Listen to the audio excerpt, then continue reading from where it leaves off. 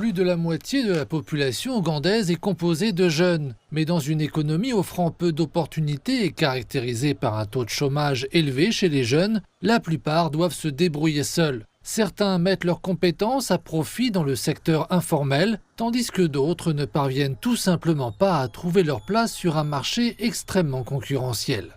Les temps sont durs, mais lorsqu'il a fallu voter, ils ont décidé de renouveler le mandat du dirigeant de longue date du pays.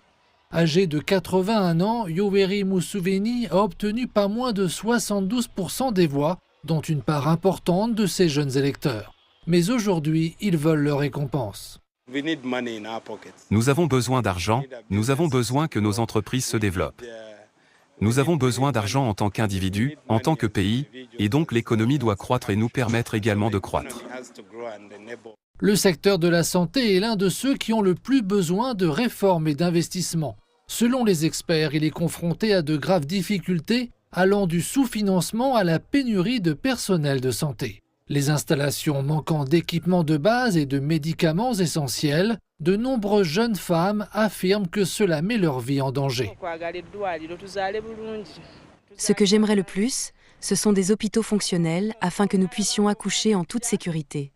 Nous accouchons sur le sol. Alors qu'on est en travail, la sage-femme demande d'y rester car les lits d'accouchement sont tous occupés. Et il y a 10 autres femmes qui accouchent par terre parce que tous les lits sont pris. Les militants mettent en garde, avançant que le gouvernement doit lutter contre la corruption afin de garantir que l'argent parvienne aux bons canaux et qu'il améliore des secteurs comme la santé et l'éducation. Le président Museveni précise que son nouveau gouvernement n'épargnera pas les fonctionnaires corrompus, mais qu'il se concentrera également sur la création de richesses pour les jeunes et l'amélioration des services de santé. Cette fois-ci, je souhaite vraiment que les jeunes me soutiennent afin que nous puissions mettre en place la gratuité de l'enseignement dans les écoles publiques, puis des soins médicaux dans les hôpitaux. Il y a un problème à ce niveau-là. Enfin, la corruption est un problème majeur qui engendre des injustices.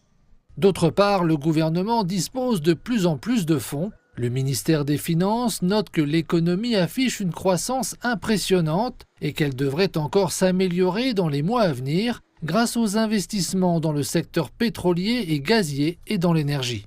Le ministère des Finances cible aussi des secteurs tels que l'agriculture afin de fournir davantage de fonds pour les programmes gouvernementaux. Alors que M. Museveni reprend ses fonctions après une campagne électorale mouvementée, au cours de laquelle il a sans doute entendu les préoccupations de nombreux jeunes inquiets, il reste à voir dans quelle mesure il est prêt à les soutenir.